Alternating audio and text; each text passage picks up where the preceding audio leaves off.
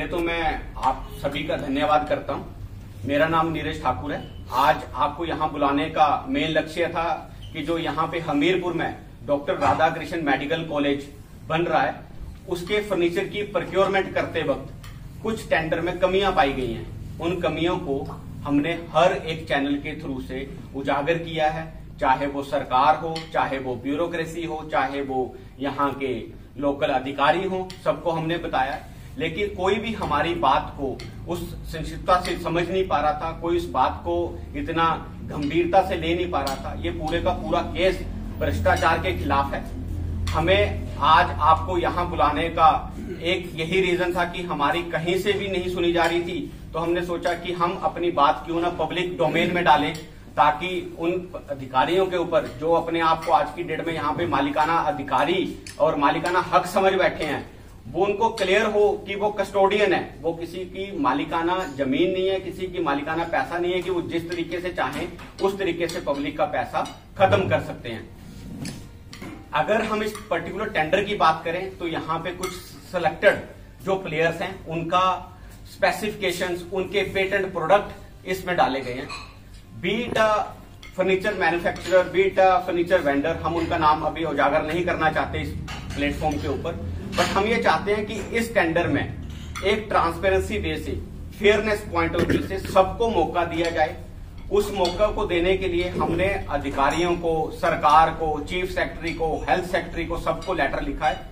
पहले तो मैं आपका धन्यवाद इसलिए करना चाहता हूं क्योंकि जब हमने उनके ऊपर ये दबाव डाला कि आप अगर हमारी बात नहीं सुनते हैं तो हमें पब्लिक में किसी तरीके से जाना पड़ेगा, चाहे वो यहाँ के लोकल एमपी हो, चाहे वो यहाँ के एमएलए हो, चाहे कहीं पे भी हो, हम उनके पास अपनी बात को जरूर रखेंगे। लेकिन थोड़ा व्यवस्था ऐसी थी कि एमपी साहब से हमें अभी समय नहीं मिला। जैसे ही हमें समय मिलेगा हम उनको भी ये बात करेंगे। इस पूरे संक्षेप में मैं आपको 2-3 पॉइंट बताना चाहता हूं कि इस टेंडर को जो प्रोक्योरमेंट है वो Himachal Pradesh medical service corporation limited कर रही है। यूजर उसका डॉक्टर राधाकृष्ण मेडिकल कॉलेज है।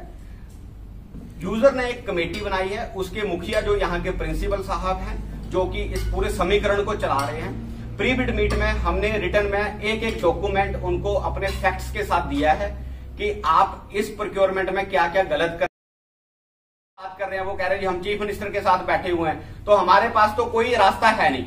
अगर यहाँ के एमपी हैं अनुराग ठाकुर जी, अगर रहेगा हम उनके पास भी अपना संक्षिप्त पूरा रखेंगे कि आपके ही कॉन्स्टिट्यूंसी में अगर भ्रष्टाचार का मुद्दा इतना उजागर कर रहे हैं तो आप उसके ऊपर एक्शन क्यों नहीं ले रहे।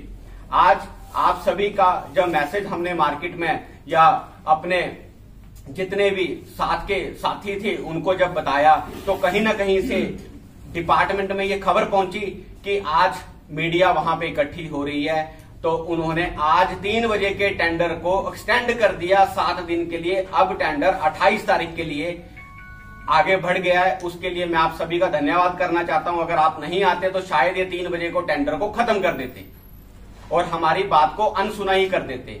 तो अब समय ये है कि हमने इनको सारा रिटर्न में दे रखा है, हर एक पॉइंट लिख के दे रखा है। हमारा पॉइंट ये है कि हमें एक जेन्युइन फेयर पार्टिसिपेशन करने का मौका दिया जाए, वो किसी भी तरीके से मिले।